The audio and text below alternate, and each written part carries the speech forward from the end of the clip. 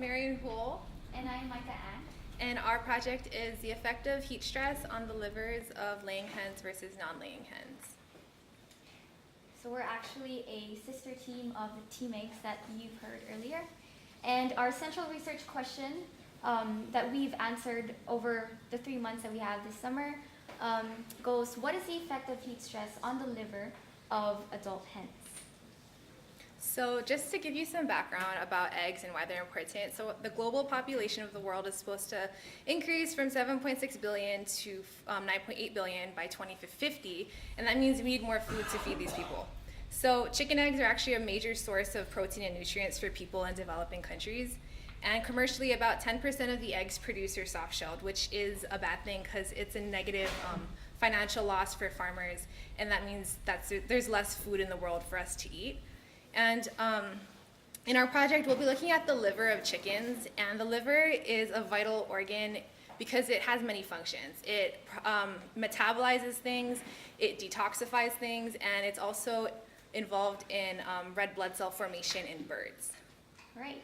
And so here we have the major stresses or the problems that we had to deal with our research project. So first off, we have heat stress.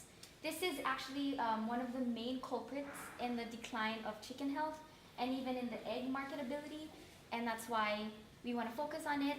So by definition, heat stress occurs when high environmental temperature increases the core body temperature of an organism above its normal conditions, so above its optimal working conditions at which an organism, or at this case, the organ, functions. So that is the macro problem that we delve into. And then the second one is we're going down to the molecular level. We have oxidative stress, which is caused by heat stress. Basically, oxidative stress is an imbalance between the presence of free radicals, which is not good for the organism's body, and there is, again, an imbalance between that and the presence of antioxidants. So in general, if there are more free radicals than antioxidants, then you are under oxidative stress. So what is a free radical and why is it bad? So if you remember, like way back to Gen Chem, a free radical is basically an atom that lacks an electron. So in order for it to become stabilized, it'll steal an electron from a healthy atom. And that's bad because if you have too many free radicals in your body, it'll lead to DNA damage, protein impairment, and cellular function impairment. And antioxidants basically donate an electron to the free radicals, and that helps to stabilize it. So that's why you want more antioxidants in your body in order to mitigate the effects of free radicals. And so, as we mentioned earlier, our focus is on the organ, the liver. Heat stress has actually negative physiological effects on this organ massively because we know that the liver is the bloodline of the body. It does a lot. It's a 24/7 ongoing working machine. And due to heat stress, it actually impairs the endocrine system and even the reproductive functions of the chicken. And we know that when the liver is under heat stress, the liver tends to double time its work in regaining homeostasis and just maintaining its functions for the body's overall health.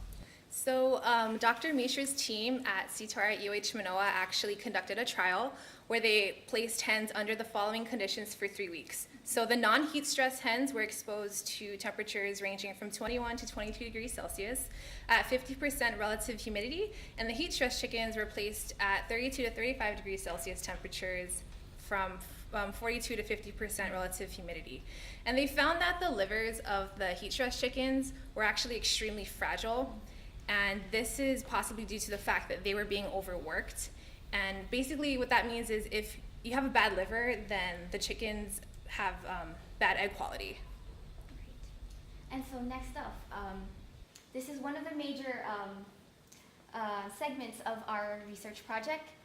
We begin with this gene called TATA binding protein. It's a housekeeping gene that is present among all organisms, and it encodes for a TATA box, a binding protein. So prior to monitoring 6 major genes of interest in the liver tissue. We use this gene as a baseline. So basically, it provides an equal playing field for all the 35 samples that we have for our research project. And so since, again, it's present among all organisms, it's a good candidate to be a baseline or a form of comparison. So here are 6 major genes of interest. All throughout the 3 months that we had, we monitored them, either being upregulated or downregulated. And as you can see, we divided them into 3 categories. We have, first one is enzyme related, the second one is cell maintenance related, and then the last one is protein related. So here in the first column we have these 3 genes. First off, we have ROS1. ROS1 encodes for an enzyme that is responsible for cell growth, cell differentiation, and cell signaling. And ROS actually also stands for reactive oxidative species, which is a key word since we're dealing with oxidative stress. And then the second one is CAT. It encodes for the enzyme called catalase. It's an antioxidant that scavenges free radicals such as the hydrogen peroxide and breaks it down to a viable molecule such as water. And then the last one is the SOD1. It encodes for the enzyme superoxide dismutase, and it breaks down superoxide free radicals. So the last the last 3 genes that we're looking at are basically involved in cell maintenance and protein production. Cas3 is involved in apoptosis. HSPA9 basically encodes for a heat shock protein, and HSP90AA1 encodes for a protein that aids in proper protein folding. And basically, we're looking at the expression of these genes. So. Glad you got that. Thanks, Dr. K. All right, so based on what we know of these genes of interest, we believe that heat stress will upregulate the expression of genes such as ROS1, CAT, and SOD1 in the liver of heat stress versus the non-heat stress hens. So we believe Cas3, HSPA9, and HSP90A1 will be downregulated in gene expression in the liver of heat stress versus non-heat stressed hens. So for our methods.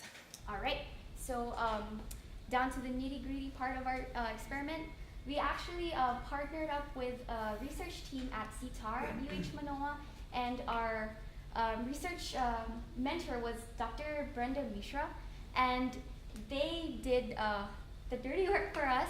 So they collected the samples of the chicken liver tissues. We did not kill the chickens, and so from that tissue we extracted the total RNA from the tissue, and we used that, we isolated that, and used that as a building block for the synthesis of the complementary DNA that will be a template for the next method. So the next method that we did mainly here at LCC was qPCR, which is quantitative PCR. It basically measures the concentration of DNA over time, and that can help us determine the levels of gene expression.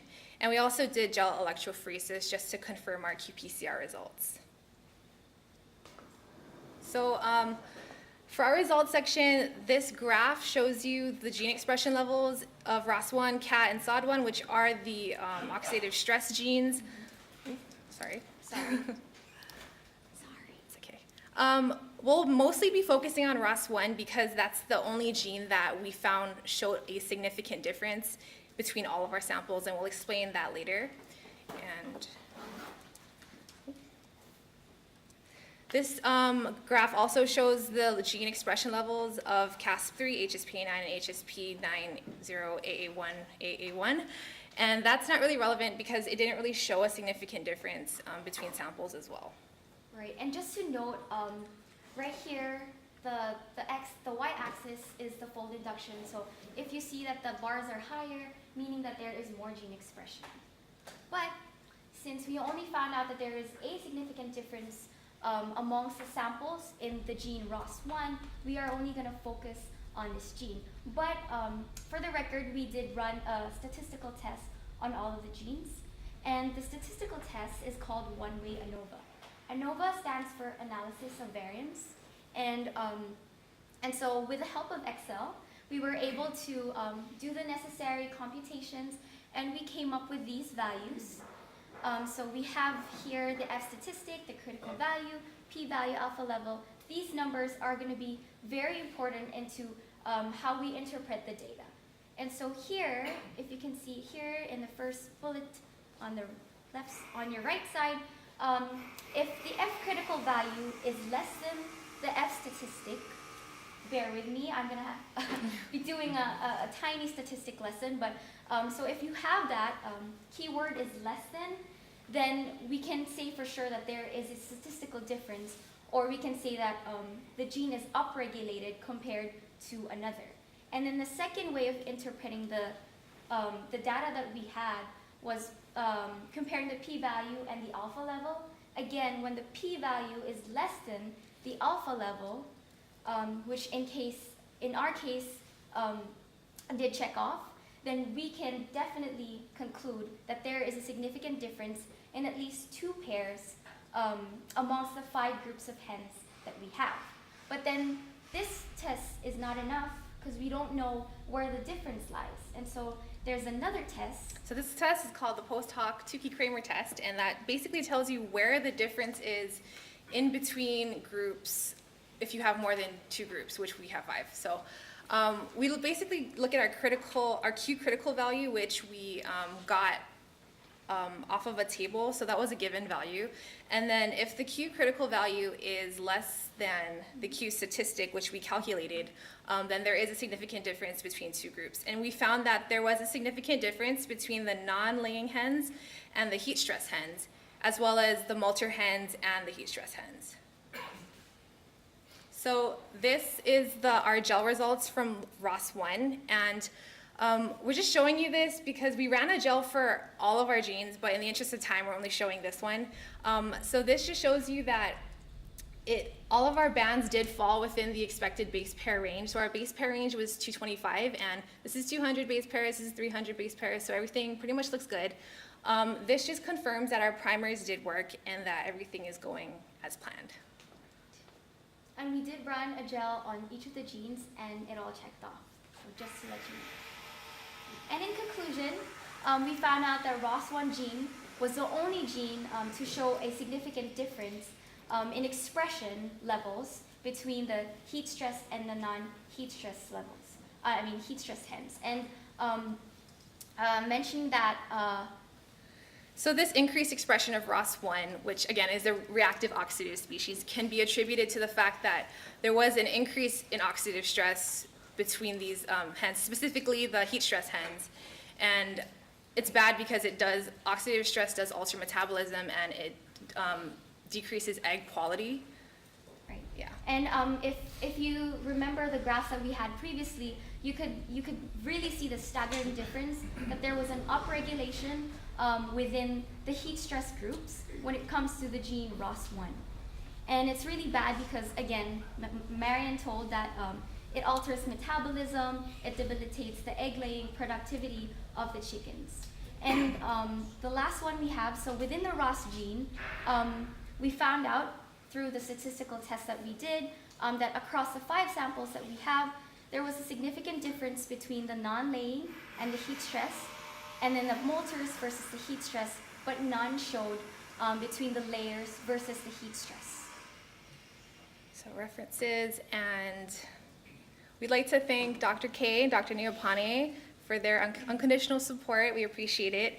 And our lab mentor at Manoa, Dr. Mishra, and his team, as well as the funding for this program. So thank you so much. We appreciate it. Thank you.